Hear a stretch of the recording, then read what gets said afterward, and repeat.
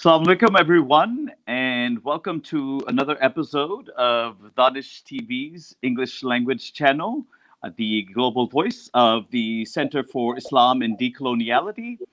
Once again, we are continuing our series on an incredibly pressing issue right now, confronting Pakistan foreign policy, and that is the question of normalization with Israel, which, you know, in some sense, should not even be up for debate.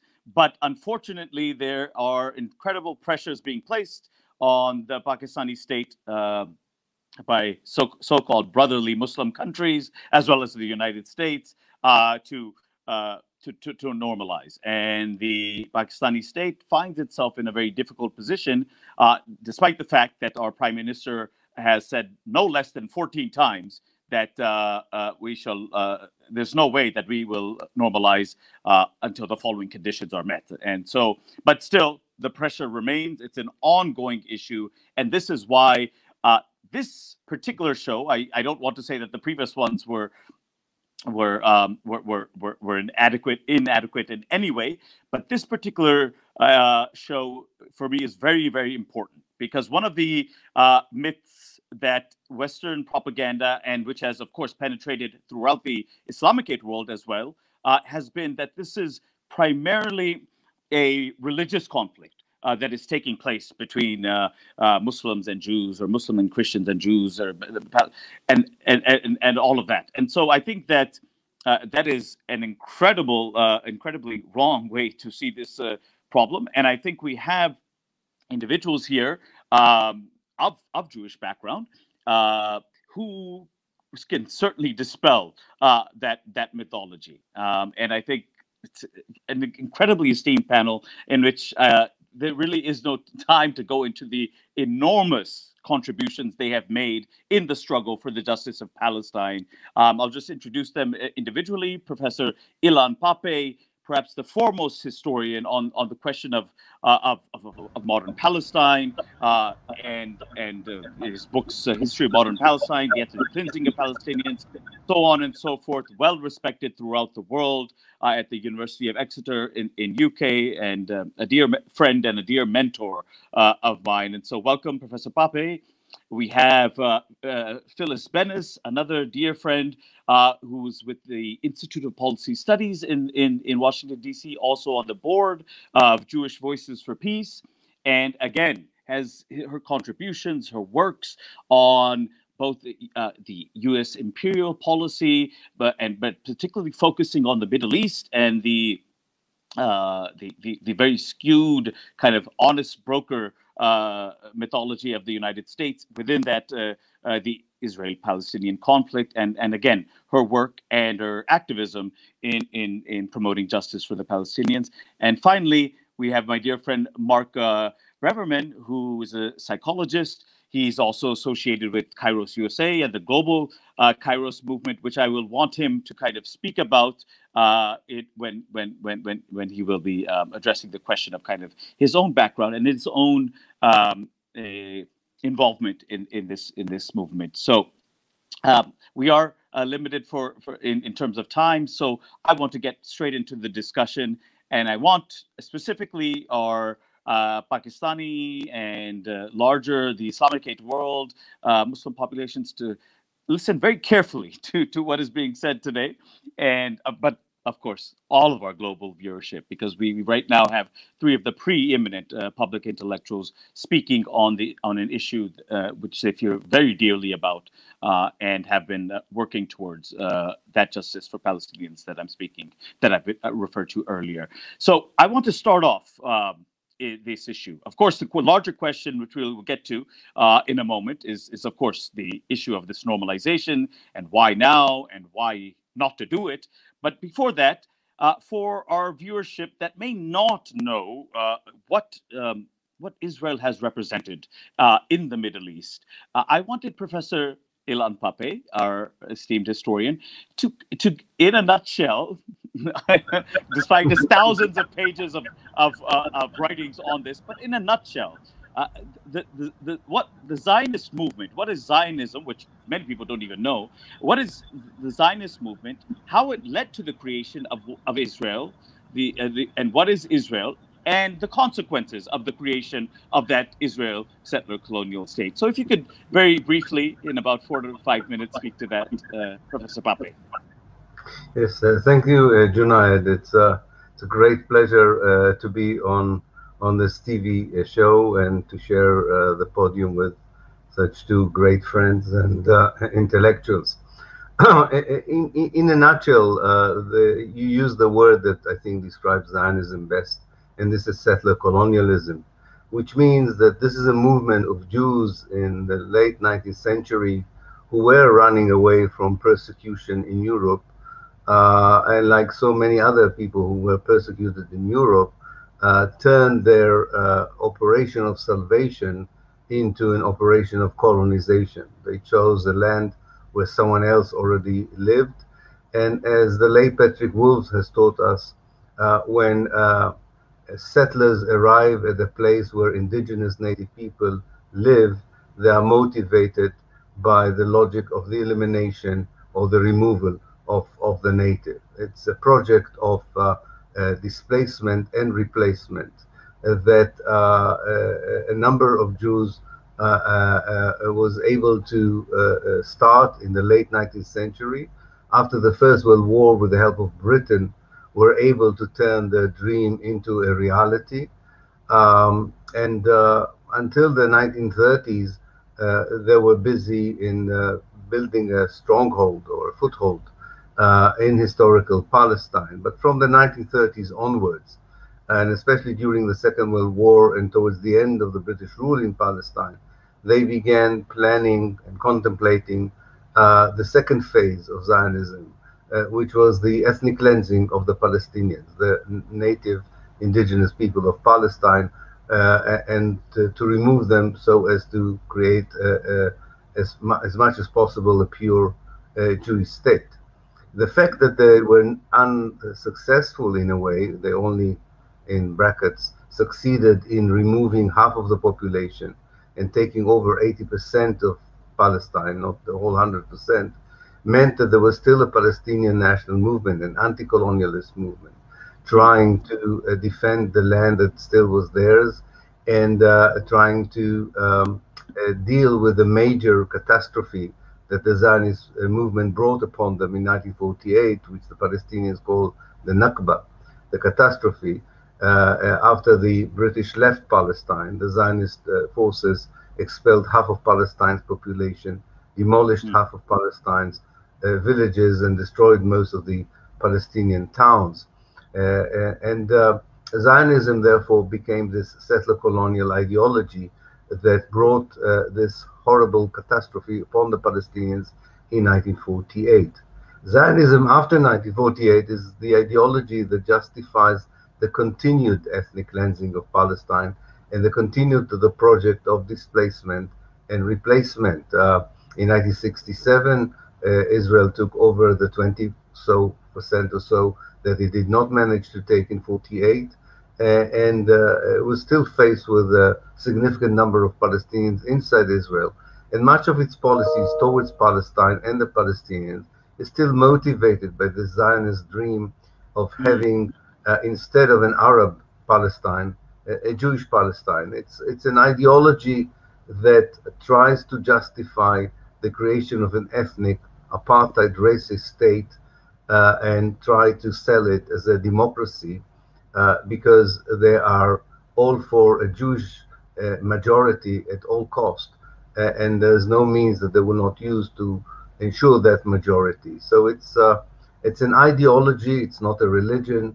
It's an ideology of a settler colonial movement that became an ideology of a state that has a lot of similarities to the ideology of apartheid South Africa, but has much better public relations that apartheid South Africa had, and therefore much of what it stands for and how it is translated into oppressive policies against the Palestinians is hidden from the public eye. And I think our role is, of course, to expose it and explain that there are alternatives for this kind of relationship between the settler community now in its third generation, and the indigenous native people of Palestine still fighting for freedom, independence, and self-determination. Wonderful. Thank you, Mr. Pappe. I think very succinctly you explained to our audience what the Zionist movement has been all about, and what it has led to in the form of the creation of the State of Israel, and what it is, the consequences of that for the indigenous Palestinian population over decades and decades. I want to turn to Phyllis Bennis, one of the foremost kind of policy analysts that I know of on the Middle East, in the United States, and the world, in fact. Phyllis, what Professor Pappe has laid out, kind of some of the history of it. I wanted to move to very more contemporary times. Contemporary, say, moving for the attempts, the so-called attempts by the United States or the international community to say that, okay, that this conflict, we need to resolve it now. And particularly beginning, of course, the talks had begun in Madrid before, but leading up to the Oslo agreements, 93, that many people celebrated as a great breakthrough. Other more astute analysts did not see it as the type of thing to as the panacea for the problem. So if Phyllis, you can speak about what between Oslo till today, the deal of the century that has been promoted, what has this peace process been all about? Has it delivered anything good for the Palestinians? Well, thanks, Junaid. Thanks for the invitation to join you today. It's great to be on with my old friends as well. You know, this discussion of the so-called peace process is a very important one, and it doesn't get interrogated nearly enough, particularly here in the United States, which is very much the center of this so-called process. The real issue here is on what does it mean to call it a peace process? I think many people in Pakistan and elsewhere will be familiar with one of the most important contributions of Dr. Martin Luther King, who taught us all what the definition of peace is and is not. Dr. King said that peace is not just the absence of war, the absence of conflict, but the presence of justice. The presence of justice. And in this case, what we see in this so-called peace process is that it's all about process. There's a whole industry. There's people who have spent entire careers in the US State Department and in a host of Israeli and Palestinian and international institutions of various sorts participating in the various processes involved with this, who have spent 25, 30 years carrying this out.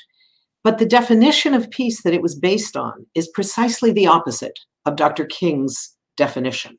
This is precisely the absence of war on one side without any presence of justice, without even the pretense of justice.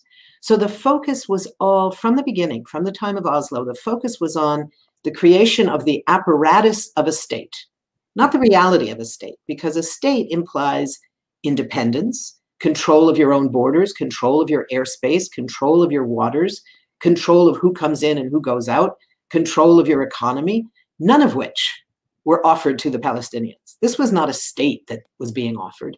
This was a series of non-contiguous pieces of territory, similar in certain ways, as Ilan referenced earlier, to apartheid South Africa. Many differences, probably more differences than similarities, but certain things were similar, including this notion of a kind of Bantustan arrangement where certain pieces of the state, what would be called a state, would be given certain amounts of Palestinian autonomy without any real independence.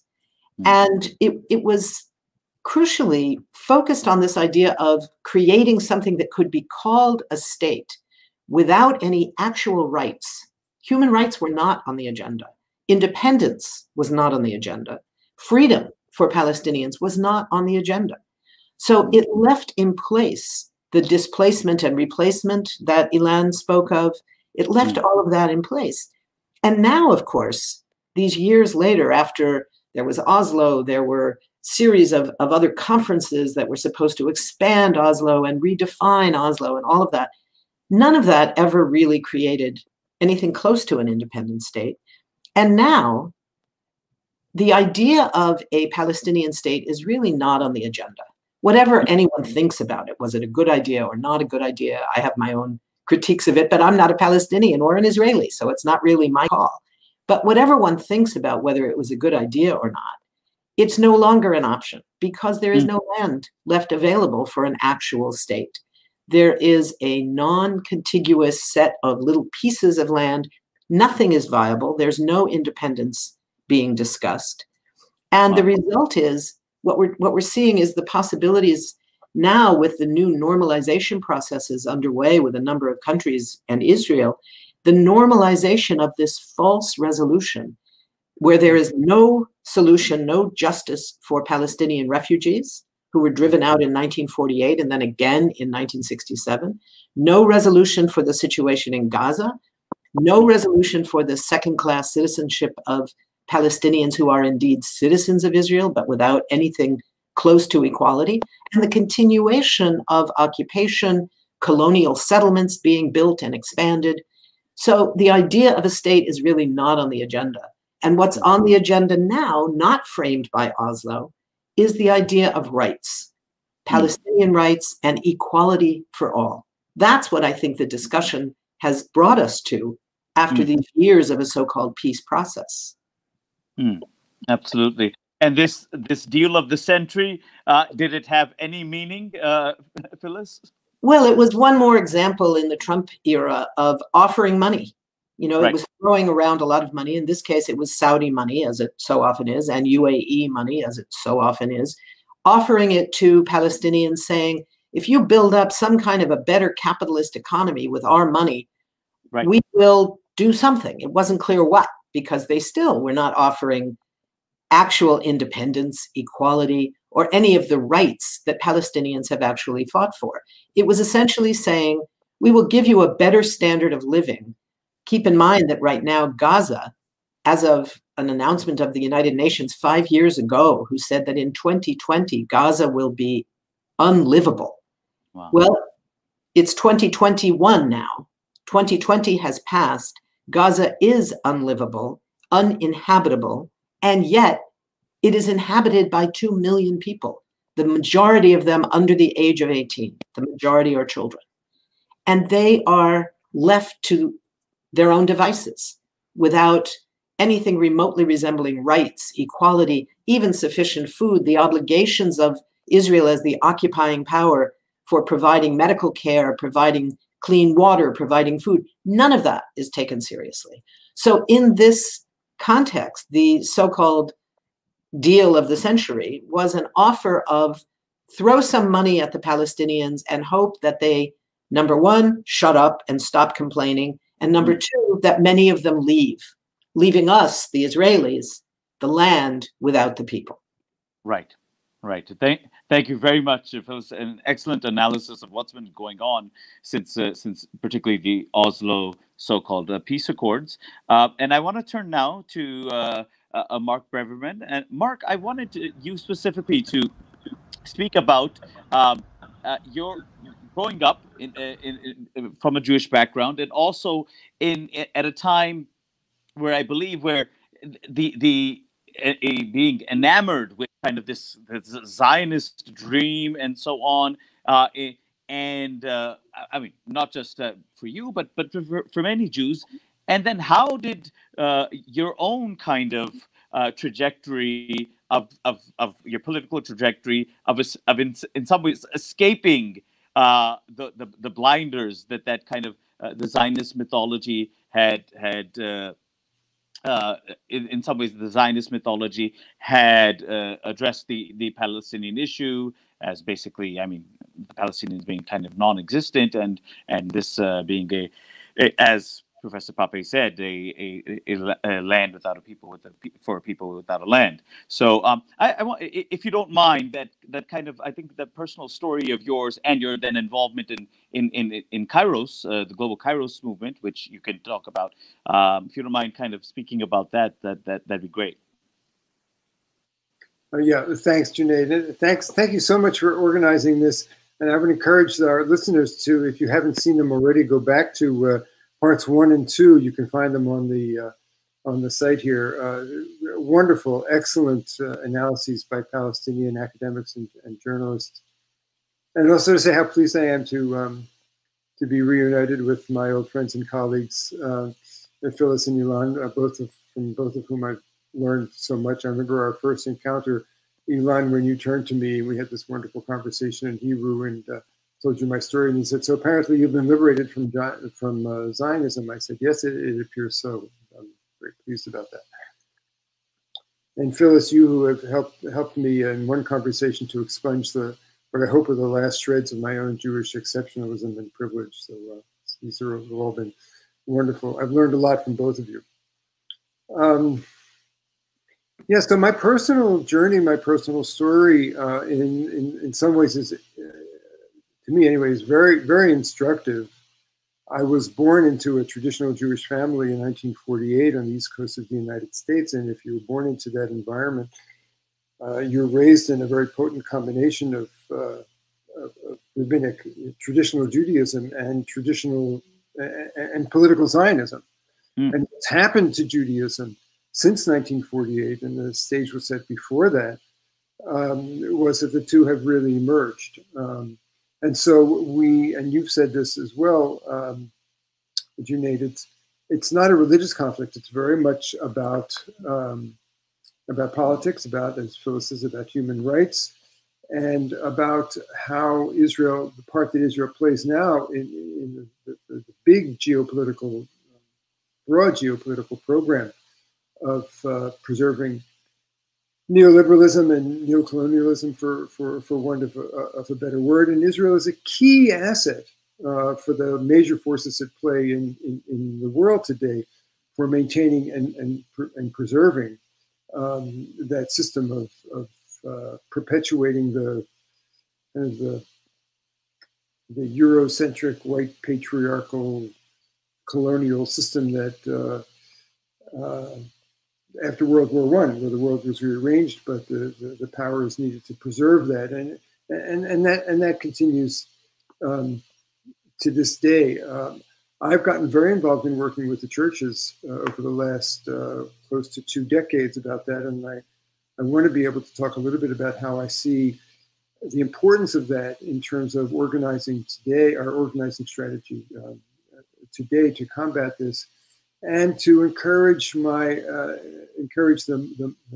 Muslim audience that we have here to, as possible, translate that into a Muslim context as well. I was Mark. You mentioned you've been working with Christians, but one of the things that I did want to kind of, I think you have something to speak about, particularly being in the United States, is of course this phenomenal tendency of Christian Zionism as well, that many of us don't know much about as well. So maybe you can also mention. I want to touch. I was getting to that because Christian Zionism is a huge force. Yeah. I mean, the church. You can go back to the 4th century on this, the 3rd century of Constantine, but the church was hugely important, providing the sort of theological and sort of theocratic basis and rationale and heft for the European colonialism at its beginnings in the 15th century with the Age of Discovery.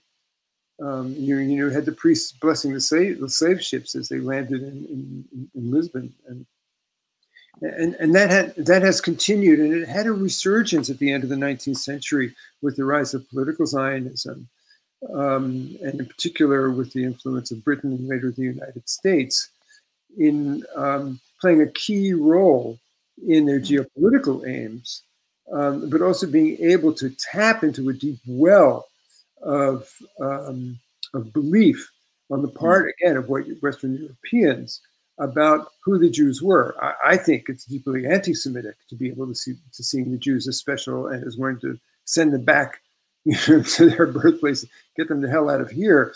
But it also, in a perfect storm, sort of interacted with the geopolitical aims of the powers after World War I, where in a rearranged world, they wanted to hold on to their colonial agenda. And we see that today in its modern iteration, where again Israel is a key asset in this endeavor.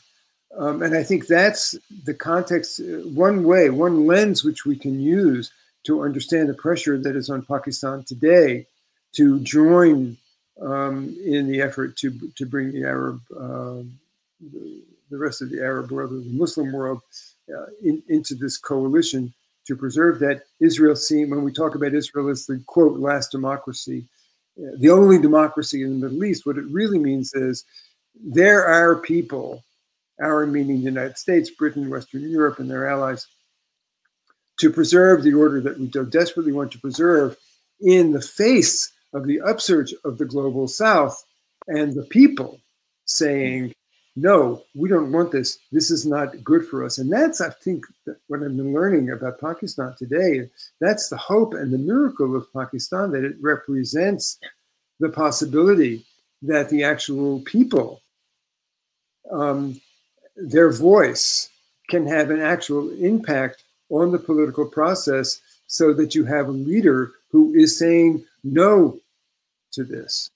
And if you listen to Professor Abu Khalil in the last session, he said the leadership of most of these countries does not represent the will of the people.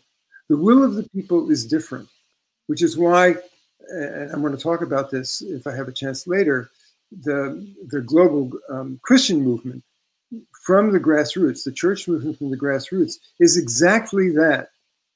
Christians at the grassroots who understand what it means to be a follower of Jesus, which means to destroy the temples and to destroy the seats of power in a non-violent way if possible, but if you have to be violent, that's okay. And to say these must go and the will of the people must come up. And we're hearing that from South Africa. The churches in South Africa had a huge role in the removal of the apartheid government. It's an untold story, that in the end of the Cold War. Southern Asia, India now has a large movement. Southern Asia, Eastern Asia as well, Western Asia as well as Latin America. You see these grassroots movement. The churches are making it a Christian movement, but they're really trying. They're really in India, for example, they're allied with the Dalit movement. In Europe and in Latin America, and in Europe, there's a real alliance with labor and with student movements. So there's a real hope here. If we think about this paradigm of protests against institutional, meaning both institutions of religion as well as institutions of government, who want to preserve the current power structure and the power and the force of the grassroots to make a difference. And we have historical precedents for that. With the anti-apartheid movement, with the civil rights movement in the United States, with the program to combat racism from the World Council of Churches back in the 60s, another fairly untold story. We have historical precedents. And for me, this is the hope that in the face of where we see things going, this is where we need to put our energy.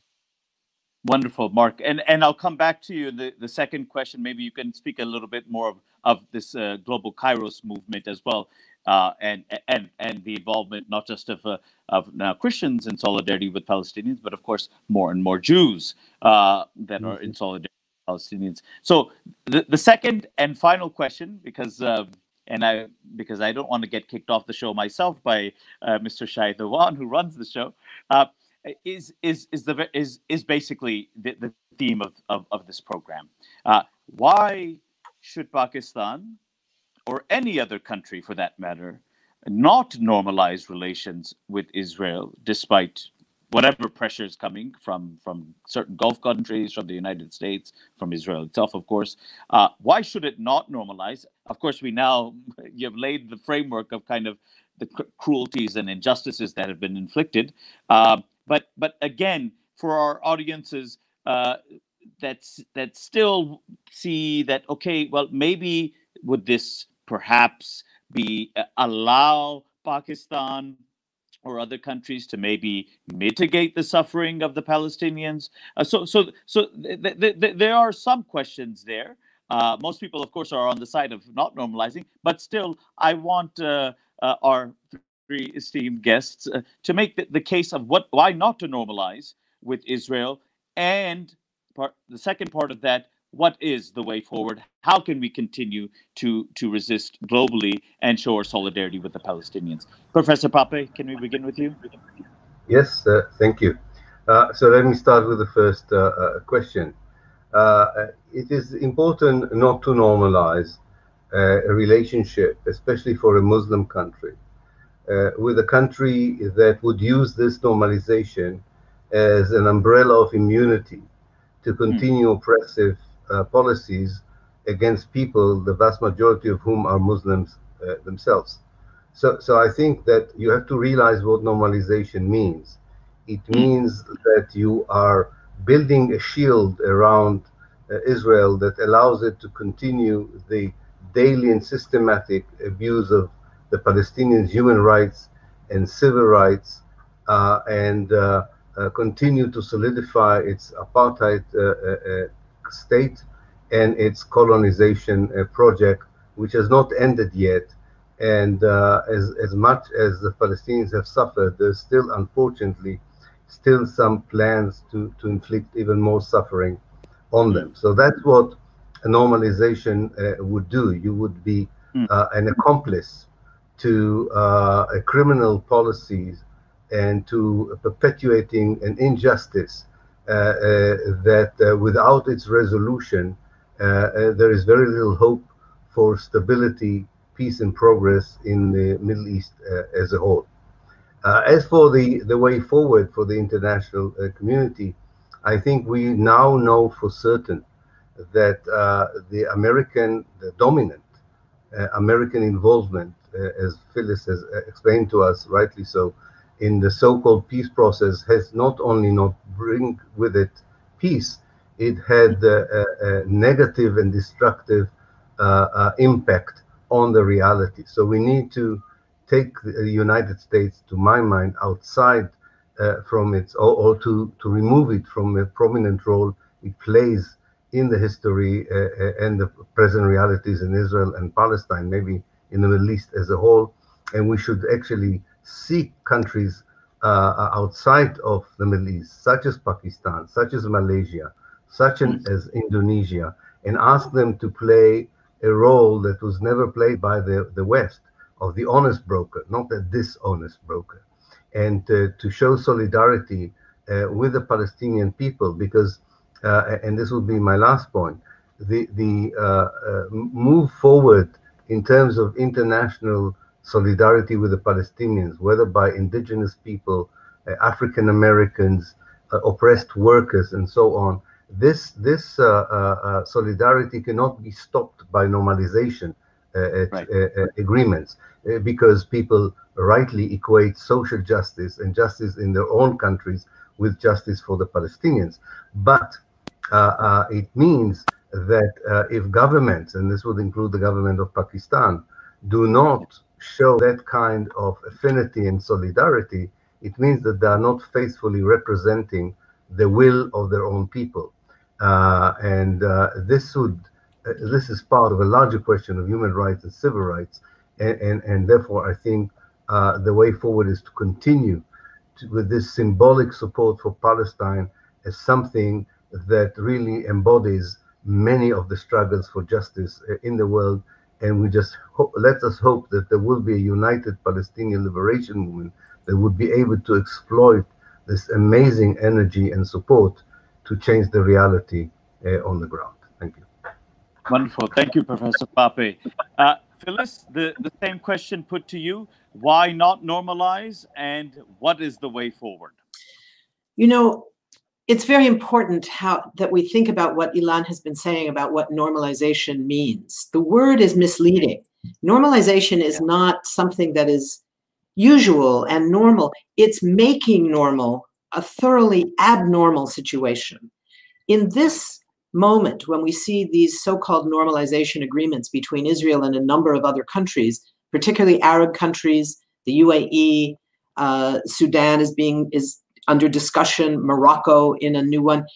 You know, these are not new agreements, in fact. What they are is the making public existing private, put to the side agreements that have existed for a long time. It's why we hear that Saudi Arabia may be next, because the Saudis have been dealing with Israel for a long time, but not publicly. It's not acknowledged. They claim to be boycotting or whatever it is they claim. But like the UAE, like Morocco, there have been relations. They've been quiet, they've been on the side. This is really like a coming out party more than new agreements. These are not countries that were at war with Israel. So what does it mean to have a peace agreement? These were friendly countries that had business agreements, security agreements, and we should be clear that they are getting stuff for this. The UAE got $23 billion worth of arms sales from the United States. Morocco has now gotten sort of the green light on Western Sahara from the United States. So it's the United States that is giving to these countries, to these governments, a gift in return for their going public with what the governments, not the people, what the governments have wanted to do, which is to have normal diplomatic and strategic and economic and other kinds of relations with the Israeli state. There is a legacy in Pakistan that we need to remember, the legacy of the US effort to mobilize support in the United Nations to go to war against Iraq. In 2002, 2003, Pakistan was already a close ally of the United States. This is under the dictatorship, but still Pakistan as a country, as a government, was linked to the United States effort to go to war against Afghanistan. My understanding is that there was a lot of opposition to that among the Pakistani people, but nonetheless, Pakistan was a key ally of the US in going to war against Afghanistan. But when the threat of war with Iraq emerged and the US and the Brits tried to get the Security Council to pass a resolution that would endorse a new war against Iraq, that was something that Pakistan said no. And it was part of what were known as the uncommitted six, the 6 members of the Security Council who were there as elected members. It was 3 African countries, Angola, Cameroon, and Guinea, plus 2 Latin American countries, Mexico and Chile, and Pakistan. And those 6 stood up to the pressure of the United States, and the sky didn't fall.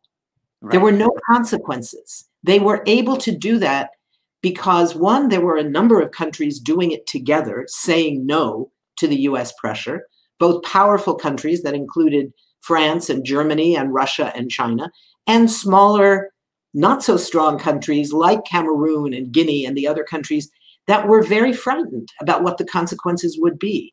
But they stood together because the other pressure point was in their capitals, from Islamabad to the capitals of Santiago and Mexico City and all of them, people were storming into those capitals demanding that their governments stand up to the US and say no to George Bush's war in Iraq.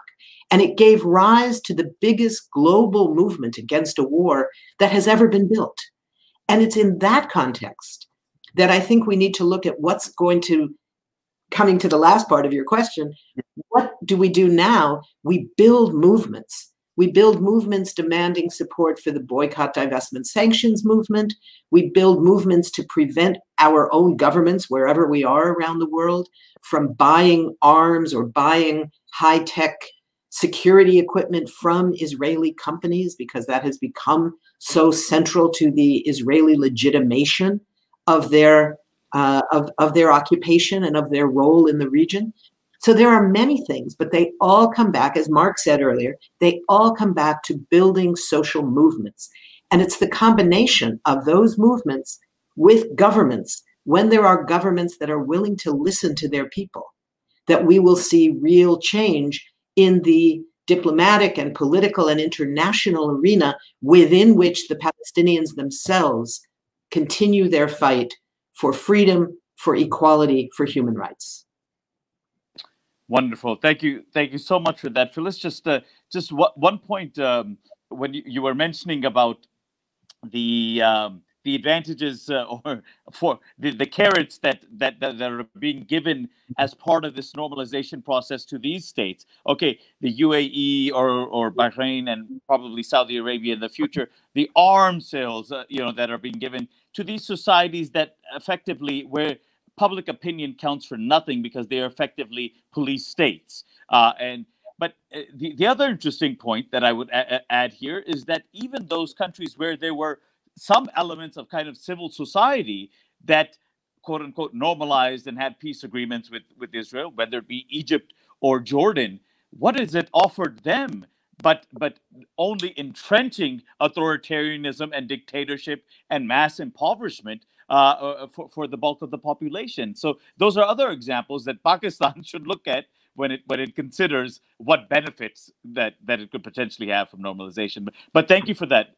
Thank you so much for that, Phyllis. And finally, Mark, can I ask you the same question? Why not to normalize? But also, when you speak about kind of the way forward, your own experience as part of this Kairos, global Kairos, and I know you've spoken about kind of Christian solidarity going on with the Palestinians, but also more and more Jewish voices that have been able to escape the kind of hegemonic Zionist narrative within many of the Western democracies and so on, in the U.S. and elsewhere, and that more and more are coming out and being fair and being critical of what the state of Israel is doing. Please, Mark.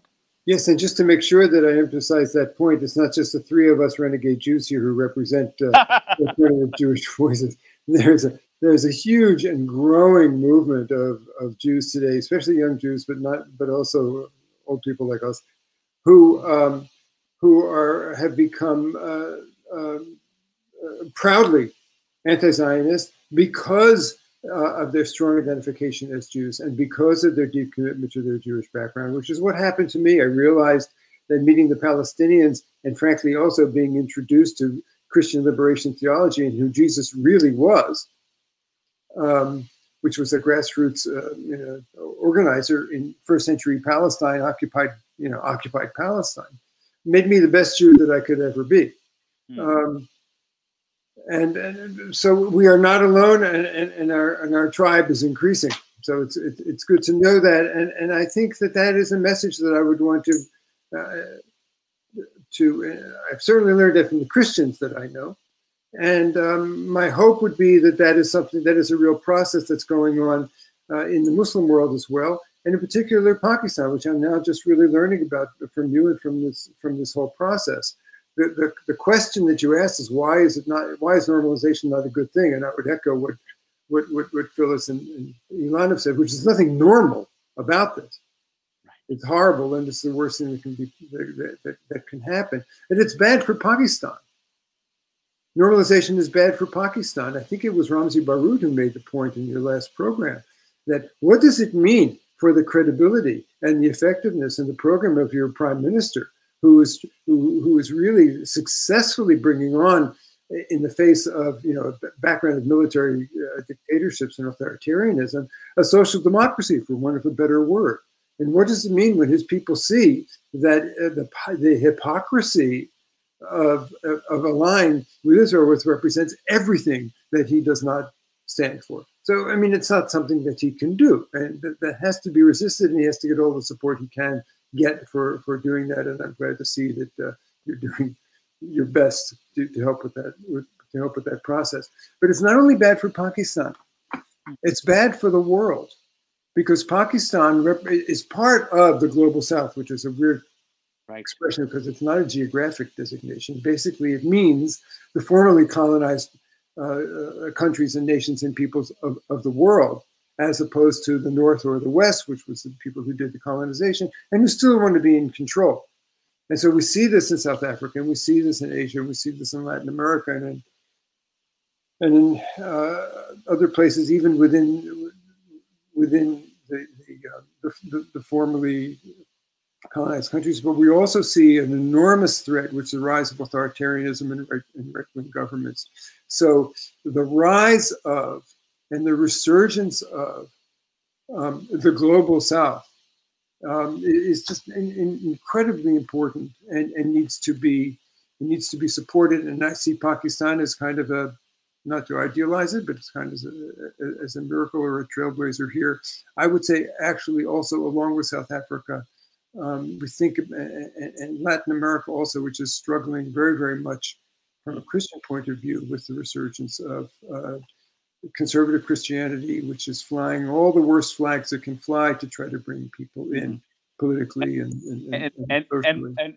And Mark, sorry to interrupt you. Just I do want you to inform the audience, what is this Kairos movement?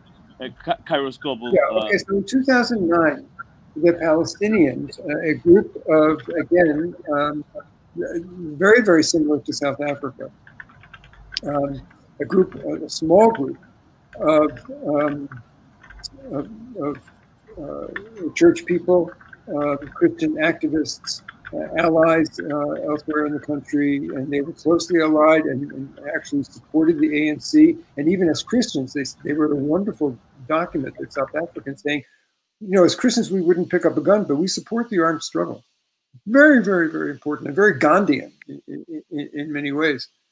Following their lead in 2009, and this was back in the 80s in South Africa, following their lead in 2009, and the South Africans, this small group of Christians, Alan Boesak, Desmond Tutu, and many, many other people who are unsung heroes, brought the entire Christian world, the entire ecumenical Christian world to their support. And that's what ultimately helped turn the Thatcher governments and the Reagan governments to support the sanctions. And that was hugely important in bringing down the apartheid government. So in 2009, the Palestinian Christians, ecumenical group of Palestinian Christians, which was itself a miracle, get a bunch of Christian denominations from Orthodox to Lutheran together. It was amazing. Wrote a very prophetic document, prophetic in the sense of it being theologically prophetic, straight liberation theology, gorgeous stuff. And reaching out to the world and say, here is what is happening to us. You have no idea what the mythology of Israel is. Listen to what's really going on here. And we're speaking to you Christians, and we're speaking to you brown and black people, and we're speaking to you people across the world who believe in human rights. Think of South Africa, think of us, because that's what's going on, and it's even worse.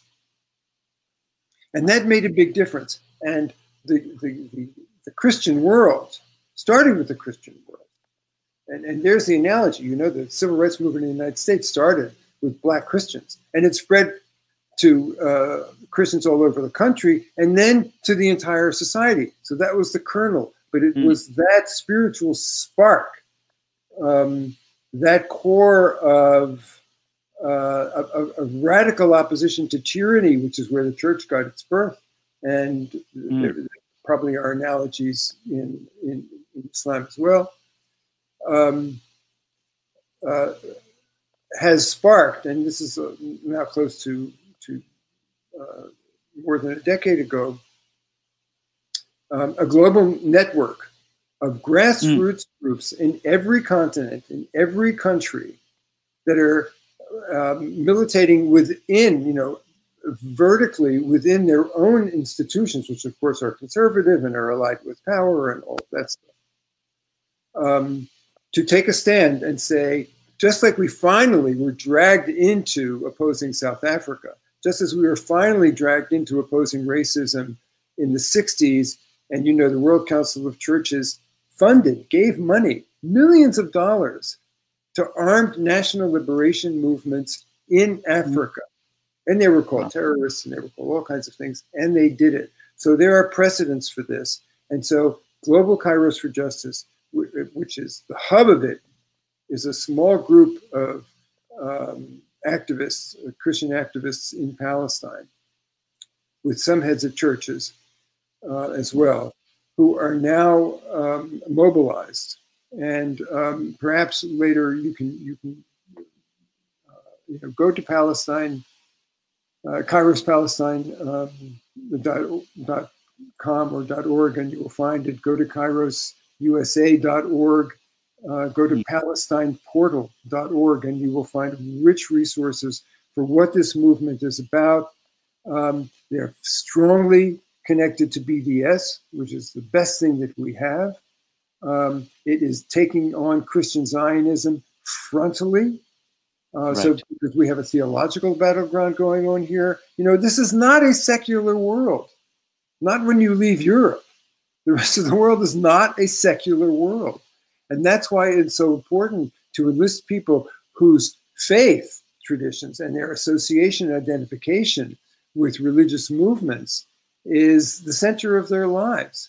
And either it's going to be, they're going to be led by theologians and church leaders who say, you stay with power, you work with us, and we'll take care of you. Or they're going to say, well, no, we know that you're wrong and you're connected with the wrong people and your ideology is wrong, and we are going to rise up and work for a better world. Wonderful. So I have an enormous amount of hope and confidence. It's an organizing strategy.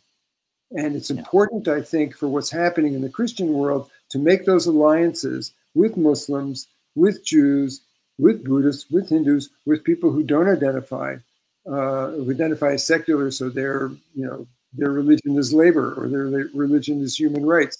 That's fine. These alliances have to happen, and the momentum and the enormous energy and guidance that's been given by the Palestinians can be important because it's bigger than Palestine. People respond to Palestine because it's bigger than Palestine, and it has to do with the global order that has to be unsettled, not just the struggle of 6 million Palestinians and 12 million around the world. It's a small group of people, but it's powerful, and it's powerful also because they're connected with the Holy Land and with the tradition that is so important to Christians, Jews, and Muslims. And so people go to Palestine, and if they see what there is to be seen, and not what the tourist track shows them, they immediately get it. African Americans, if you send your folks from Pakistan to go and do a religious pilgrimage to Jerusalem, to the Haram al-Sharif, let them see what's going on in Jerusalem and around the Haram al-Sharif, and they will come back and tell their prime minister, there's no way you can normalize with this. Right. Absolutely, Mark. Absolutely, Mark. What a wonderful way to end this conversation. And you're absolutely right. I think that Palestine, in some ways, the cruelties and injustices we've been speaking about in Palestine is a metaphor for the global, in some ways, the ongoing coloniality of the world system in which cruelties and injustices are taking place throughout the world. So it is a metaphor in some ways. The solidarity with the Palestinians means solidarity with all oppressed groups throughout the world. At this point, I really want to thank all three of our panelists today. Just absolutely, I mean, some of the cutting edge, brilliant intellectuals that we can find in this on the planet today. Professor Ilan Pappe, Phyllis Bennis, and Dr. Mark Braverman. I thank you so much for being on the show. We exceeded time, but it was more than worth it. Thank you so much for being on the show. Good night. Thank you. Thank you. Thank you. All the best. Thank you very much. Thank you.